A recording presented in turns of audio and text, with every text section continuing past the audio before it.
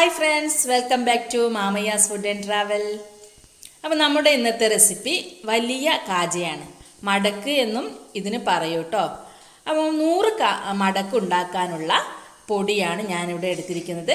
1.25 kilo മൈദയാണ് എടുത്തിരിക്കുന്നത്.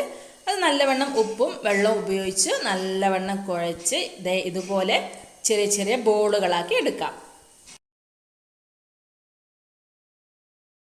ഇങ്ങനെ ഓരോരോ ബോളും എടുത്ത് ചെറുതാക്കി പരത്തിയെടുക്കാം.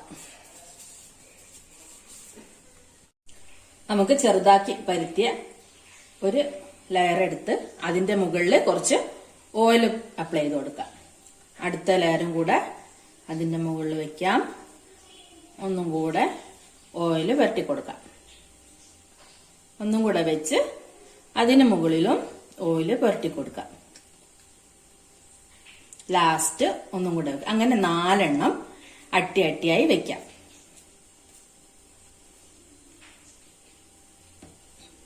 അടുത്തതും അതുപോലെ തന്നെ ചെയ്യാം.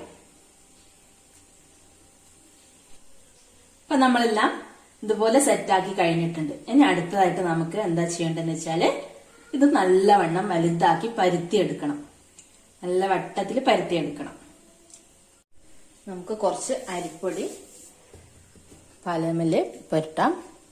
പിന്നെ മുകളിൽ ഇത് വെച്ച് നല്ലോണം പരത്തി കൊടുക്കാം. നല്ലോണം വലുതാക്കി ഇപ്പോ അപ്പുറത്തും ഇപ്പുറത്തും മറിച്ചിട്ടിട്ട് വേണം പരത്താൻ വേണ്ടിയിട്ട്. കാരണം എന്ന് വെച്ച് കഴിഞ്ഞാല് പല വലിപ്പങ്ങളാണല്ലോ ബോൾ ഉണ്ടാവുക.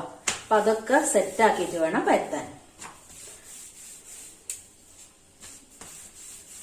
ഇതുപോലെ പല വലിപ്പത്തിലാണ് ബോൾ ഉള്ളത്. അപ്പൊ അതൊക്കെ നല്ലവണ്ണം സെറ്റാക്കി ഒരുപോലെ ആക്കിയിട്ട് വേണം നമുക്ക് പരത്തിയെടുക്കാനായിട്ട്. അരിപ്പൊടി ഇടയ്ക്കിടയ്ക്ക് ഇങ്ങനെ എതിരി കൊടുക്കണം. അപ്പൊ നമുക്ക് സ്മൂത്തായിട്ട് പരത്താൻ പറ്റും.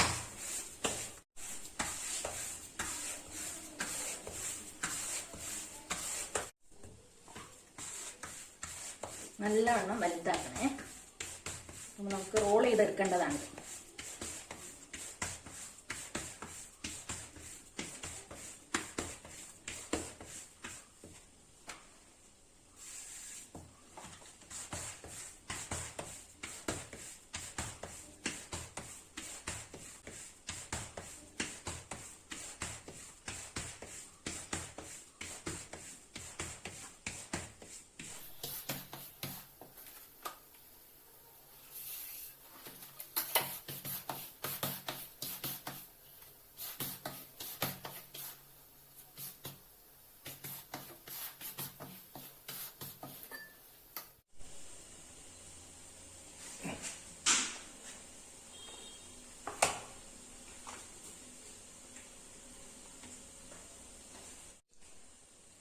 നമുക്ക് ഇതിന്റെ മുകളിൽ കുറച്ച് ഓയിൽ അപ്ലൈ ചെയ്യാം.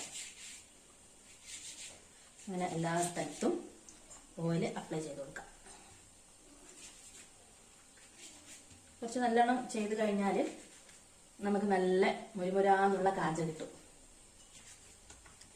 ഇത് റോൾ ചെയ്തെടുക്കാം.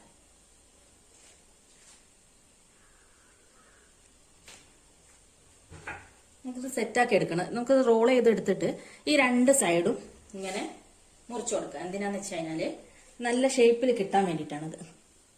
എന്നിട്ട് ആ മുറിച്ച പീസ് എടുത്ത് ഈ നടുവിലൊന്ന് വെച്ചു കൊടുക്കാം. അപ്പോൾ എല്ലാ സൈഡും ഒരുപോലെ ആയി കിട്ടും. ഓക്കെ, എന്നിട്ട് ഒന്ന് വെച്ച് റോൾ ചെയ്യാം.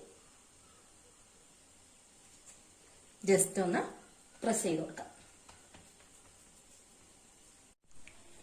ഇനി ഈ സൈഡും അതുപോലെ ഈ സൈഡും കൂടെ ഒന്ന് കട്ട് ചെയ്യാം.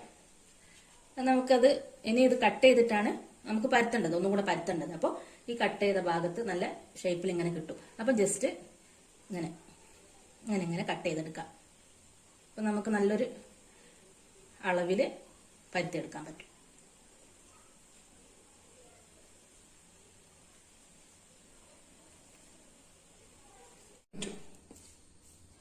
അടുത്തതായി നമുക്ക് ഇങ്ങനെ പരത്തിയെടുക്കാം. ജസ്റ്റ് വീതിയിലൊന്ന് പരത്താം, പിന്നെ നീളത്തിലൊന്ന് ഇങ്ങനെ പരത്തിയെടുക്കാം.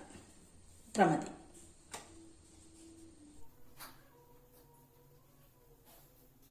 അടുപ്പിലേക്ക് ഉരുളി വെച്ച് എണ്ണ ഒഴിച്ചിട്ടുണ്ട്. നന്നായി ചൂടായി വന്നതിന് ശേഷം ഓരോരോ പരുത്തി വെച്ച ഓരോരോ കാജ എടുത്ത് ഇതിലേക്ക് ഇട്ട് കൊടുക്കാം. പിന്നെ ഓരോ കാജയുടെ സൈഡിൽ നമ്മളിങ്ങനെ ഒന്ന് എന്താ പറയുക, അതൊന്ന് കുത്തി കൊടുക്കണം. കാരണം അതെന്ന് വെച്ചാൽ ഓരോ ലെയറും പുറത്തേക്ക് കാണാൻ വേണ്ടിയിട്ടാണത്, നന്നായിട്ട് പൊന്തി വരാൻ വേണ്ടിയിട്ടാണ്. ഇതാ നോക്കൂ, നന്നായി പൊന്തി വരുന്നുണ്ട്. നമ്മളിത് ഓരോ ലെയറും ഇങ്ങനെ എടുത്ത് കാണിക്കുന്നുണ്ട്. ഇതാ അടിപൊളി കാജ ഇതാ ഇവിടെ റെഡിയായി വന്നിട്ടുണ്ട്.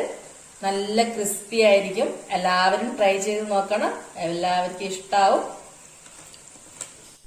മധുരം ഇഷ്ടമുള്ളവർക്ക് പഞ്ചസാര ലായനി ചേർക്കാവുന്നതാണ്. പാവ് കൊള്ളാന്നാണ് നമ്മൾ പറയാറുള്ളത്.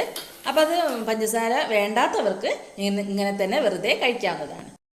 പഞ്ചസാര ലായനി ഉണ്ടാക്കുന്നത് ഞാൻ മുമ്പ് ഒരു വീഡിയോ ഇട്ടിരുന്നേ, കുട്ടിക്കാജയുടെ, അതിൽ പറഞ്ഞിട്ടുണ്ട് കേട്ടോ. ഈ വീഡിയോ ഇഷ്ടപ്പെട്ടാൽ ലൈക്ക് ചെയ്യാനും സബ്സ്ക്രൈബ് ചെയ്യാനും ഷെയർ ചെയ്യാനും മറക്കല്ലേ. മറ്റൊരു വീഡിയോയുമായി വീണ്ടും കാണാം. എല്ലാവർക്കും നന്മകൾ നേരുന്നു.